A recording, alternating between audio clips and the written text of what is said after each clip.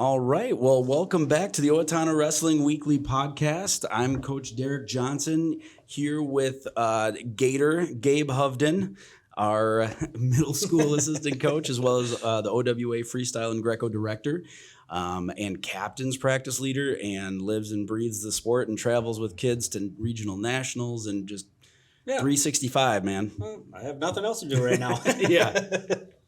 Yeah, so we'll harness as much time as you can give, and we love that. So awesome. Well, and so this is our second installment of this season. We just started practice today, but first off, we wanted to talk about our favorite media, just juggernaut, conglomerate, company, giant corporation. Well, it's a one-man show, but he's one of the most talented people I've ever met, Mr. Summer, Scott Summer, Media Solutions.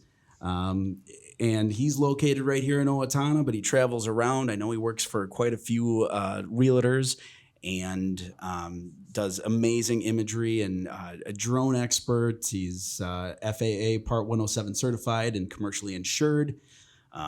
And you'll be seeing a hype video coming out in the next week or so that he shot for our Owatonna wrestling team. Where are you going to be able to find that? You'll be able to find it on the Owatonna Wrestling YouTube page, our Instagram, which is OHS Husky Wrestling, the Owatonna Wrestling Association Facebook page. I think we're getting a Twitter or X handle again, so doing that as well. And we have a TikTok. If you know what that is, you can find us there. It's incredible, like to have such a resource that is an Owatonna Wrestling alum. Yep. And who is passionate about it and understands it and is just, what was it, 12:15 at night last night? You sent me the second draft. So he's 24/7, man. He works so hard. So we greatly appreciate that. Yes, absolutely. So how'd first day of practice go for you? Well, on our side of town, the high school. The south side. Practice went pretty well. Testing out the new wrestling room. How'd that go? Good, actually. Really laid down the law about just the sound and the reverberation ahead of time, and the wrestlers were awesome. So we have a full room right now, which is a good problem to have. So also kind of testing that out, but and then I got to play with the thermostat a little bit and turned into a sauna really quick. So we're learning. There's going to be issues like that, but no, it serves the purpose. It's pretty fun. How about on the north side? North side practice. We have quite a range of wrestlers. We got when I say brand new, walk onto the mat, first time touching a wrestling mat, to the experienced guys that have been doing it for 7-8 years, it's about 7 years. Yep. So I think we got I want to say 24. Oh, nice. That were there tonight. Okay. I know 23 of them are actually registered. I was about to say, I was checking those numbers. Yeah. Yep. Mr. Hughes came up to me and said, "There's one in here and that isn't actually registered yet." And then he said, "Not a problem. We're not going to throw him out, right, by any means, but we're going to get him registered and go from there." We got a couple new girls on the team. One of them I've already noticed, and two of the other coaches noticed how much of a sponge she is. Good. So she's already got a really good penetration step for the first night practice. Wow! So and that's not like a natural motion. No, and it looked natural the way she was doing it. So that was good. We got our work cut out for us. In a good sense of teaching. So right, we're gonna that's kind of what middle school is supposed to be. Yep. It's kind of like the last window where you can still get in and not feel behind. Like, granted, you can always come out in high school, but then the catch-up game is tough. But middle school still like learning. Yeah. So we want as many kids in there, and it's a good problem to have when it's kind of all over the place. Yep. But, and there's enough kids to roll up them two big mats, so that's a good thing. Right. So, that's awesome. So we it's kind of a short runway at the beginning of the season here. We both, you guys only practice tomorrow, so it's Monday, Tuesday. The high school, being that it's Thanksgiving week, we go Monday through Wednesday, and then we work in a Saturday practice just because, the second weekend we're already traveling and wrestling, and we better be in shape. Yep. So, so it's fast and coming quickly. Yeah. So that's a good. It's here. Yeah. Nice. Well, and then, youth, they're going on their third week. down in the wrestling room. And once again, we're right at that like 100 mark for K through 5, which is a great problem to have as well. A very full, loud, but full room. And yeah, we love what's going on down there. I mean, we have, our youth coaches, you got your Mike Megger down there, Derek Scala, both have kids in the younger ages. And then bringing back someone like Brendan Barishka, noted chiropractor in town. And he's helped, last year he helped out with freestyle and Greco too. Oh, sure. So he came in, and that was good to have somebody else in there. Yeah. To help. So I'm glad he's back too. Yeah, and we have Josh Sorensen helping out. It's you look around that wrestling room and it's cool to see these popular names, that we've been hearing about for 20 some years now. Yep. So. Yeah, and then I mean, here's a kind of aging myself, but at our coaches meeting the other night, all the coaches I coached. Yeah. Except for 3 from out of town. Right. Yeah. And but everybody else, and I started looking through the youth coaches and through the middle school coaches. I'm like, wow, I'm I hate to say it, but I'm my dad now. Yeah. Yeah. Turning into the patriarch. The only one is Coach Older Johnson is the only one that got me. Yep. So. No, that's good. And the easy part about that, or what makes it easier as a program then, is like the standard is set and everyone understands the standard, not just from a skill basis, but a participation and like the numbers we want. Because heck, other programs would love to have 100 kids K through 5. And for us, it's like, we're on our way. Yeah. That's a little low for us. We're looking for about $150, but yeah. So no, it's good that there's that tenacity. And we had board last night, and everyone just chips in, and it's great to have that participation. So, and speaking of that, the OWA is putting on a gun raffle. That's right. Yeah. So the board members, I think some of the coaches are going to be getting some tickets. You can pretty much hit up anyone who's in a coaching position or affiliated through the board, and we have tickets available. Yep. There'll be 500 sold, $20 a ticket. Is it 5 or 6 guns? 5, I think. 5 guns. Yep. So and we do the drawing at the home Mankato East Duel, which is January 18th. So Thursday, January 18th, we'll be drawing that at 5:30. 5:30 at Reggie's. At Reggie's, yes. Not on school, but down at Reggie's bar. Yeah, we're not presenting guns in the school or anything like that. Yes, at Reggie's bar. Thank you, Derek Scala. Once again, he's been a great host as of late. Yes. Yeah. Awesome. Well, and also along those lines with alumni stuff, it's a continuing project we're doing in order to honor all of the state place winners going back to the 1940s. So myself and Scott Prestigard are kind of leading that way. And so we're reaching out to be able to hopefully get digital files of state place winners so that we can plan out new plaques. For all the state place winners. We tallied up, there's 117 in Owatonna Wrestling's history going back to that way. So we can't really have the 2x3 giant posters anymore. We want to size it down to fit everyone, and hopefully the future kind of gives us some more. Yeah. So, but please reach out to the Owatonna Wrestling Association's Facebook page is an easy way, and that gets routed to me, and we'll hook you up. Yep. So, or talk to any of the board members, wrestling coaches. They'll lead you in the right direction. Yes, they will.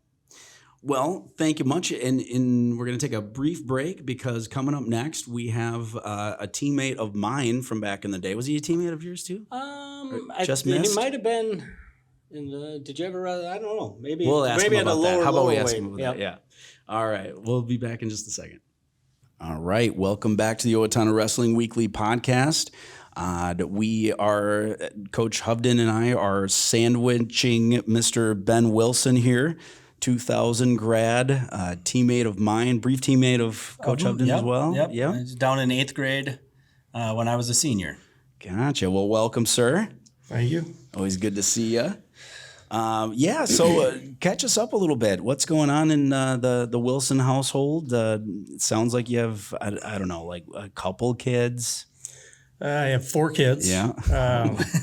12, 13. One's just about to be 14, and one who is 19. She's a freshman in college. And then it's myself, my wife, Brittany, dog, and a cat, Axel the cat, and Bruno the dog. Okay. So where's the daughter going to school? She is going to Winona State. Okay. And because you got a major. She is going to be a special education teacher. Oh, nice. Awesome. Okay. She's we've always called her our Care Bear because she's always been like a super empathetic, caring person. Just one of the great all around people that you know, I don't know, hard to explain. She's a really good kid though. Okay, good. And the other three? So then there's Jada. She is an 8th grader and she's quiet, but she's also got a really great personality. She just kind of flies under the radar a little bit though. I also have Anthony, my son. He's 13. He's an 8th grader also. He's got a very great way about him. He's a super smart kid, proud to be nerdy. You know, loves robotics and chess, and he runs cross country and he does golf. Okay. And then my youngest, Audrey, is 12 years old. She's a 7th grader, and she did softball last year with Medford, and we'll see what she's going to do this year. She's kind of a handful, so we got to try to find something that's going to work out for her. Yeah. Keep her off the streets. Yeah, she wrestled for a couple of years. Oh, really? Okay. Nice. Well, Owatonna has a great robotics program too, so that's cool for your son, Anthony. Yeah. Awesome. Well, I mean, I feel like I could tell your story career-wise, but I would love to hear your angle from it. You were part of like Power Alley Part 2, correct? Back in high school? Yeah, I guess. I Yeah. suppose. How did so you grew up? I feel like you were always wrestling off season too, even as a kid and everything. Like, kind of lead us through that. I never I never really understood what the off-season wrestling was, the freestyle or the Greco. I just knew that there was this kid that was really good, and his name was Corey Urban, and he wrestled freestyle, and they said that you could throw people. And I thought, oh man, you can pick them up and you can throw them. Like, hey, I'm gonna talk to mom and dad and see if I can go try that out. Right. So I think about the 6th grade, I got into the freestyle wrestling, and then I did that pretty much all the way through until my senior year. So. Okay. What age did you start wrestling? I started wrestling in kindergarten. Okay. I had a lot of energy. Yeah. It was a very PC way of putting it. My parents put me into wrestling. I don't think I learned to move probably until I was in 4th or 5th grade though, because I just wanted to run around and smash things. So Yeah. But it was good for me. All right. So. Did state awards? Did you qualify, make it, place, section, state? State qualifier my junior year. I was one and done. Okay. And then my senior year, I took 5th place. Okay. Okay, so there's another person you got to get up on your wall. Yeah. Get a little warm up there. So in high school though, like I said though, it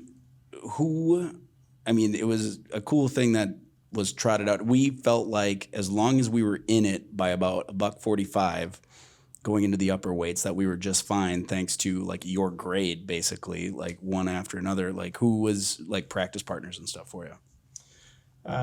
For the main part, I would practice with Corey Urban, Joe Butler. We pretty much, honestly, it was mainly me and Corey. We kind of took the big circle, and any of the other guys in the wrestling room kind of, they were kind of on notice. If you ended up in that circle, you were possibly going to get run over, smashed or something, because we didn't stop until we hit a wall.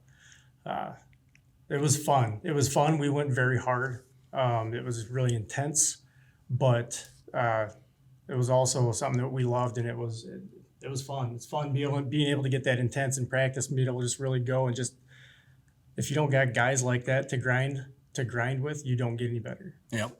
Yeah.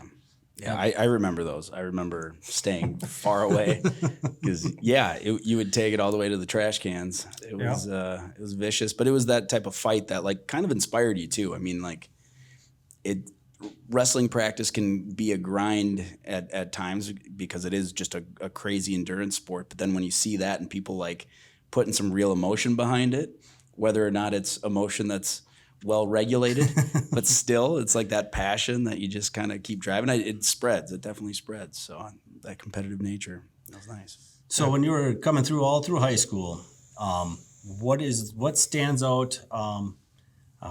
The PG-ish most memorable moment on a bus ride at a tournament, a match, What stands out when you think of back in the day when you wrestled? What's the first thing that comes to your mind that we can say on air?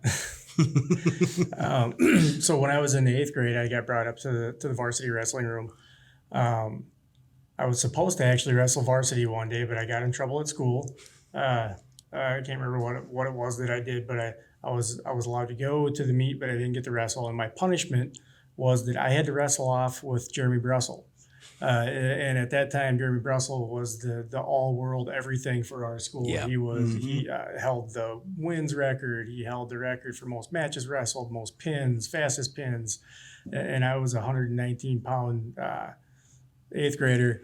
And he was nice to me. He only made me go through about a minute, maybe a minute and a half of it. He could have stretched it 6 minutes and just beat the tar out of me, but he put the boots to me for about a minute and a half, and then he had some mercy and he just pinned me. Oh, Was it a headlock? It was not a headlock. Okay. Oh, well, then you survived. You Yeah, I survived. did. He was, like I said, he was nice about it. Yeah. right. Yeah. Oh, that's awesome. Well, and then afterwards, I know you were helping out in a couple different aspects after high school, like specifically coaching wise. Take us through a little bit of you as a coach. Okay. So I think I was probably 27-ish, 27, 28, somewhere in there. And I had still lived around town. And Larry Houghton, your dad, actually got a hold of me and gave me a call. Okay. And he said, "Hey, I heard you're still around, and we need coaches at the junior high, and I was wondering if you're interested." And so I started coaching at the junior high with Larry and Dave. Okay. And I coached there for 3 years, and then I coached another 7 with the high school. Made it a full 10 years, and then I think there was a year of freestyle in there when you went on hiatus for 1 year, and I really kind of credit your dad for helping me grow up a lot because when I was younger and it still had the idiot in me a little bit, it makes you think about things because you're like, well, if I get in trouble, if I do something dumb and I react a certain way or I get in trouble, I'm not going to be able to coach anymore. And I really enjoyed coaching. Yeah. Yeah. So that was your dad I credit him for helping me grow up a little bit. Well, thank you for letting me know that. I know he's going to be watching it, so yeah. Well, thanks. Other than that, what was your favorite move to do? My favorite move? Yep. What was your if you knew you could get this move on somebody, you were doing it? Well, there were 2. One was a high C, just because that was like Cretlow ingrained that high C in our, like you were talking about the penetration step earlier, the penetration step at high C, you hit it, you dump, you pick them up, you double cross. And seeing that go from beginning to finish straight through is really a thing of beauty. And the other one would be a headlock. Yep. Yeah. I figured out a way to try to throw a headlock from about any position known to man, and I pinned a few people with it. So You were a facelifter, right? An optional start too? no. No, just I remember you with that thing cocked though, in some respect, like you're gonna throw I it. tried it a handful of times. Okay. People always saw it coming, probably because I was ready to crank on it. They didn't want none of it. Yeah. Oh, that's great. No, well, yeah, we definitely appreciate. Like I said, I thank you because honestly, too, you were an intimidating guy. You were a grade older than me going through high school, and you scared the hell out of me all the time. Just because that was kind of like your mystique that you built, but then also watching you and Urban like just go crazy, and you're bigger than me and stuff. But I will say, like, I feel like you had this gentle side of like leadership where you scared the crap out of me, but then you were like extremely insightful. And like, I don't think you give yourself enough credit for the leader you were, honestly. I know you got in trouble in school here and there, but like when it came to actually wrestling in the wrestling room and like that character building, I think you were much more advanced than even you thought you were. So just want to thank you for that too. So, Well, thank you. Yeah. I think a lot of times people see someone walking around and they don't really interact with them that much, and they get an impression for who that person is or how they are or whatever it is. And I got a lot of crap about walking around with a stone face and not smiling enough. So once you got to know me, I really wasn't that bad. No, not at all. So, yeah, no, it's great, and thank you as well for everything you contributed back to. I wasn't in the high school ranks at the time, but I heard nothing but good things about you in the coaches' room and stuff. So, that was great too. And if you ever get bored, I always find a spot I know for you. physically might be the one thing, right? Like Physically is one thing. The other thing is I got 4 kids. yeah, know, just I know. running them They take up ragged. a lot of Yep. time. Right. Yeah, they are. They can be a handful. So Oh yeah. Oh, that's great. Well, I want to make sure that I'm not making my wife do most of the work. Yep. yeah. Happy wife, happy life. Yep. Well, thank you again for taking the time and taking us down memory lane there and everything. And hope to see more of you around. And we appreciate any support you can give with the limited time you have with your schedule. So, well, that's another Owatonna Wrestling Weekly podcast, kicking off the season and everything. Thanks again to Summer Media Solutions and everything Scott Summer does. And please, if you have any videography, any photography, cool drone stuff that you want to see happen, that's your guy, Scott Summer of Summer Media Solutions. And we'll be back at it next week. Till next week. Take care.